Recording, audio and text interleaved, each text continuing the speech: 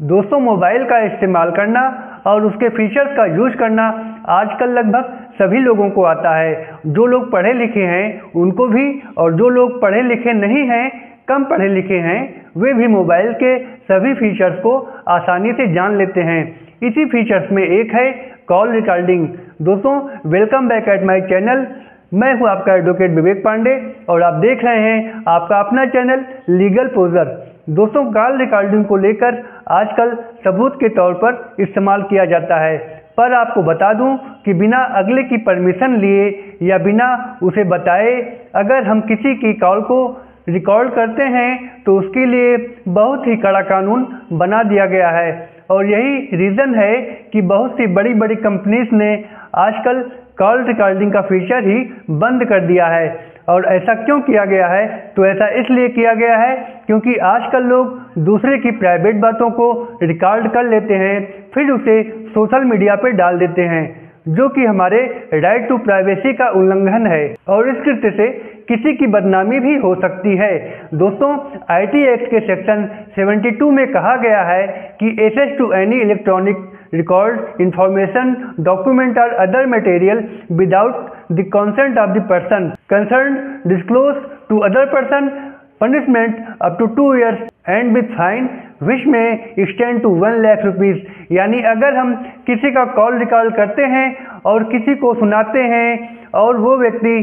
आप पर क्लेम कर देता है या केस कर देता है तो आपको 2 वर्ष का कारावास और 1 लाख रुपए तक का जुर्माना हो सकता है। दोस्तों, मोस्ट ऑफ द पीपल ये बातें जानते ही नहीं और किसी का कॉल रिकॉर्ड करके सोशल मीडिया पर डाल देते हैं, और अगर अगला आदमी कानून का जानकार है तो आपको इस कानून के अंतर्गत सजा दिलवा सकता है। दोस्तों, इसीलिए मोबाइल कंपनियों ने आजकल मोबाइल कॉल रिकॉर्डिंग में एक ऐसा सिस्टम कर दिया है कि जैसे ही आप अगले व्यक्ति की कॉल रिकॉर्डिंग करते हैं तो उसे मोबाइल पर ही सुनाई पड़ जाता है कि your call is being recorded, आपकी कॉल रिकॉर्ड की जा रही है। दोस्तों, अगर आपसे किसी का पैसे का लेन देन है या पैसे का ऐसा मामला है जिसमें आप उसकी बातचीत को फ़ोन पर रिकॉर्ड करते हैं और फ़ोन पर ही पैसों की मांग कर रहे हैं और अगला व्यक्ति कहता है कि मैं तेरे पैसे नहीं दूंगा या जो करना हो कर ले, तो आप उसकी कॉल को रिकॉर्ड कर रहे हैं, तो इन परिस्थितियों में भी कॉल रिकॉर्ड करना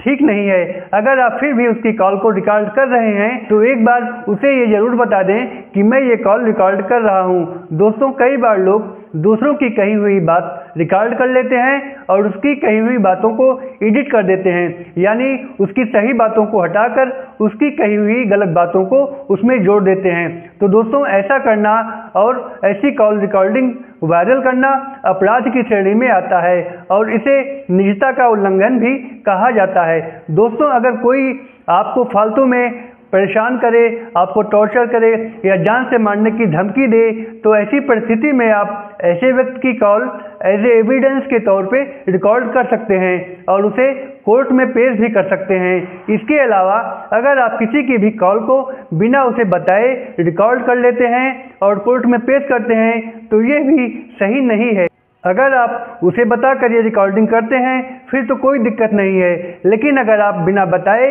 उसकी कॉल को रिकॉर्ड कर रहे हैं तो ये कानूनी तौर पर निजता का उल्लंघन माना गया है। दोस्तों, इसके अलावा अगर आप किसी की कॉल को बिना बताए रिकॉर्ड कर लेते हैं और उसे अपनी किसी भी मित्र या किसी तीसरे व्यक्ति को सुनाते हैं और जिस व्यक्ति की कॉल रिकॉर्ड करके आपने ऐसे वायरल किया है, तो अगर उसे पता लग जाता है तो ऐसा व्यक्ति आप पर आईटी एक्ट की धारा 72 के तहत केस भी दर्ज कर सकता है। इसीलिए बहुत सारी बड़ी बड़ी कंपनियों ने, यहाँ तक कि एप्पल जैसी बड़ी कंपनी ने अपने मोबाइल से रिकॉर्डिंग का सिस्टम हटा दिया है। अगर आपको कॉल रिकॉर्ड करनी है तो आजकल मोबाइल में ऐसे ऐसे ऐप आते हैं जिसे आप डाउनलोड करके कॉल रिकॉर्डिंग कर सकते हैं, पर जैसे ही आप कॉल रिकॉर्डिंग करते हैं इस बात की सूचना आपके डिवाइस द्वारा अगले व्यक्ति को दे दी जाती है, और अगर आप किसी की भी कॉल को रिकॉर्ड करके उसे वायरल करते हैं तो आईटी एक्ट के अंतर्गत इसे अपराध माना जाता है, जिसमें 2 साल तक की सजा